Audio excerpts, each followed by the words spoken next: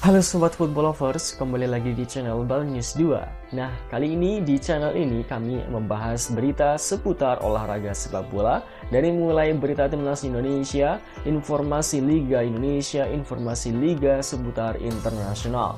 Bagi kalian yang belum subscribe channel ini, bisa langsung di subscribe dan nyalakan loncengnya agar kalian tidak ketinggalan video terbaru dari kami.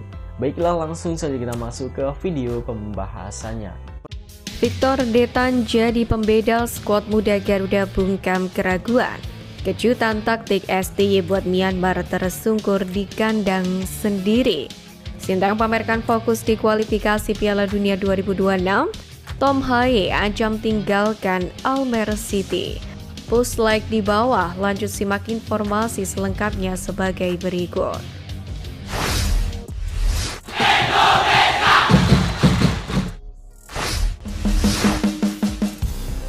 Kejutan taktik STY buat Myanmar tersungkur di kandang sendiri.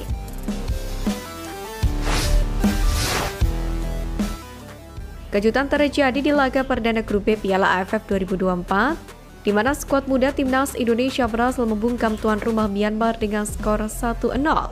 Pada laga kali ini, Sintayong tetap mengandalkan formasi 3-4-3. Namun, Coach Shin kembali membuat keputusan cerdik dengan memanfaatkan kualitas beberapa pemain, seperti Doni Triang notabene wingback kiri kali ini dipercaya sebagai back tengah kiri.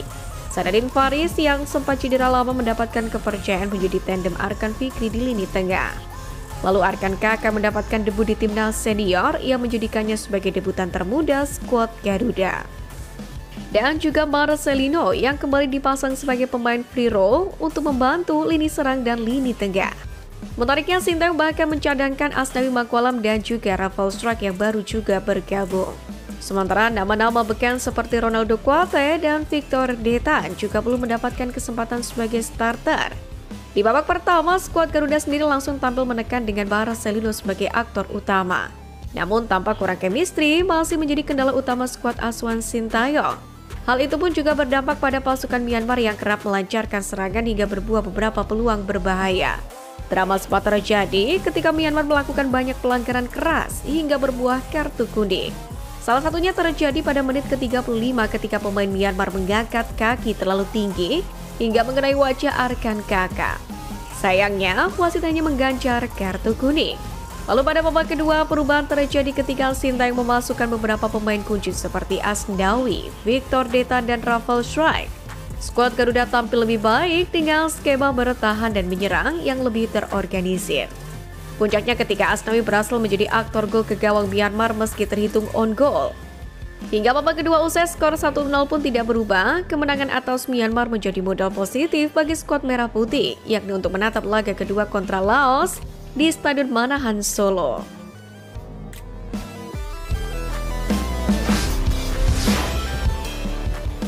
Victor Detan jadi pembeda skuad muda Garuda bungkam keraguan.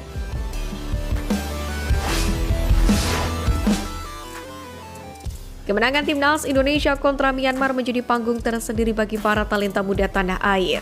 Meski hanya menang 1-0, Marcelino dan kawan-kawan berhasil menunjukkan perjuangan yang luar biasa di kandang lawan. Terbukti trio back Ferrari, Kade Arel, dan Doni Tri Pamungkas mampu tampil solid membendung perlawanan Myanmar yang terkesan gerusa-gerusu. Sementara itu di lini tengah, Arkan Fikri patut mendapatkan kredit lebih sebagai metronom pengatur ritme bertahan dan menyerang. Perannya sama persis layaknya Tom Haye di timnas senior. Meski lini depan gagal menunjukkan kualitas, namun satu sosok yakni Victor Detan layak mendapatkan sorotan khusus. Masuk di babak kedua, Victor Detan sukses menjadi pembeda di lini serang skuad Garuda. Pergerakannya yang mobile dan kecerdikannya membaca permainan lawan membuat tim Merah Putih lebih mendapatkan peluang di depan gawang. Hanya saja masalah chemistry yang membuat Marcelino dan Rafael Struijk masih terlihat buntu. Kendati demikian, sejatinya apresiasi layak ditunjukkan kepada seluruh pemain yang telah membungkam keraguan beberapa pandit Vietnam dan Malaysia. Sebab skuad muda timnas AFF kali ini dianggap tidak bisa bersaing meski hanya menghadapi Myanmar.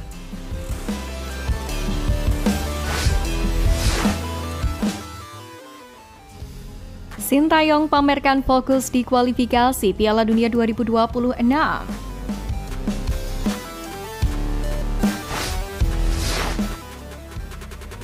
Seperti yang kita tahu, belakangan ini pamor timnas Indonesia meroket. Hal ini tak terlepas dari peningkatan skuad dan prestasi yang diraih. Fakta bahwasanya timnas Indonesia menjadi satu-satunya wakil dari Asia Tenggara atau ASEAN di babak ketiga kualifikasi Piala Dunia 2026 tak bisa dibantah. Bahkan sejauh ini, langkah skuad Merah Putih cukup bisa diandalkan dengan tetap mampu bersaing di papan klasmen. Dalam hal ini, Sintayong selaku nakoda skuad Garuda mengungkapkan, dirinya tidak selamanya memegang tim kelompok umur. Pasalnya, kini fokusnya ada di timnas senior. Mungkin tidak selamanya saya akan memegang tim U20 dan U23 karena fokus di senior. Mungkin baru kemarin di Piala Asia U23, kata Sintayong. Gossi sendiri mengatakan prestasi timnas Indonesia di kualifikasi Piala Dunia 2026 didapatnya tidak mudah. Ada perjuangan yang harus dilalui hingga skuad Garuda kini mulai diwaspadai lawan-lawannya. Sintayong sendiri menjelaskan prestasi timnas Indonesia berkat perjuangan sebuah kalangan. Semua elemen kompak satu sama lain sehingga bisa menunjukkan permainan yang baik. Seperti diketahui, timnas Indonesia memang berpeluang berlaga di Piala Dunia 2026. Skuad Merah Putih telah membuktikan diri bisa bersaing dengan para pesaingnya seperti Arab Saudi, Bahrain, China, dan Australia. Sementara itu, Garuda akan melanjutkan perjuangannya di kualifikasi Piala Dunia 2026 zona Asia pada Maret mendatang, di mana Jesus dan kawan-kawan dijadwalkan melawan Australia dan juga Bahrain.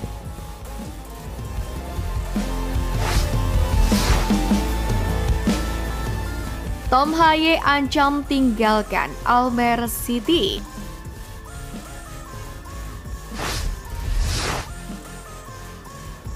Tom Haye tengah menjadi sorotan usai menunjukkan kekecewaannya karena 2 kali berturut-turut hanya duduk di bangku cadangan dalam laga Almere City FC di Liga Belanda 2024-2025. Puncaknya terjadi setelah pertandingan melawan FC Utrecht pada Minggu 8 Desember 2024 malam, di mana Haye kembali tak diturunkan sebagai starter. Ketidakpuasan Tom Haye terhadap keputusan pelatih Almere City ini semakin nyata ketika ia menyatakan bahwa keputusan itu bertentangan dengan ekspektasi dan kontrak yang sebelumnya disepakati dengan klub.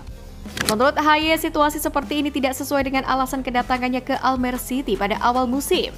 Kekecewaan ini pun mendorong pemain berusia 29 tahun itu untuk mempertimbangkan hengkang pada bursa transfer musim dingin Januari 2025. Media Belanda Football Premier pun bahkan melaporkan Tom Haye kemungkinan besar akan mencari klub baru dalam waktu dekat ini. Situasi kontrak Haye menjadi salah satu faktor yang membuat skenario kepindahannya semakin terbuka. Jika masa kontraknya yang hanya tersisa 6 bulan lagi, maka peluang pemain timnas Indonesia itu untuk meninggalkan Almere City tanpa memperpanjang masa baktinya semakin besar. Tentu dalam situasi ini klub perlu mengambil langkah strategis untuk menghadapi kemungkinan kehilangan pemain ini, baik melalui transfer Januari maupun akhir musim. Ketegangan antara Haye dan pelatih Maduro mencerminkan dinamika yang rumit di tubuh Almere City, terutama mengingat ekspektasi besar yang dibawa Haye saat bergabung. Sementara keputusan terkait masa depan sang pemain dipastikan akan menjadi perhatian utama di bursa transfer mendatang.